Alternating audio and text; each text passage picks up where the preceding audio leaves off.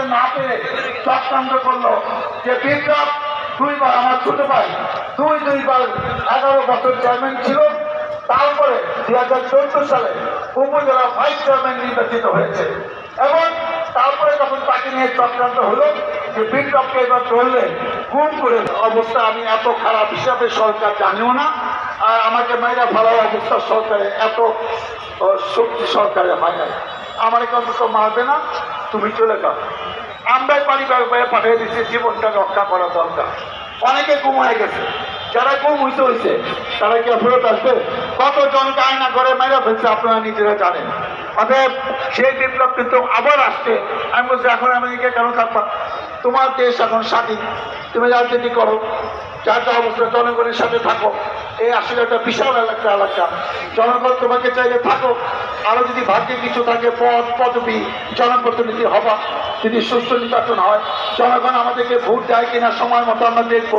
আমরাও জনগণকে পরীক্ষা দিতে চাই যে 15 বছর তো ভোটই দিতে পারেন না, দিনে ভোট যাতে গেছে, এখন মনে হয় দিনে ভোট দিনে দিতে পারবেন। আমার মনে হয় অপেক্ষা করেন, সুদিন আসতেছে।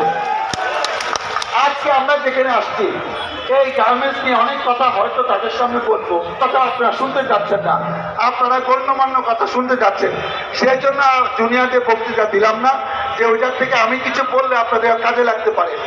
এই গার্মেন্টস সেক্টর নিয়ে পৃথিবীর মধ্যে সবচেয়ে বেশি টাকা উপার্জন করে চায়না। আপনারা একটা তথ্য জানেন না, পৃথিবীতে এখন সবচেয়ে বেশি লোক সংখ্যা কিন্তু ভারতে, 144 কোটি লোক ভারতে।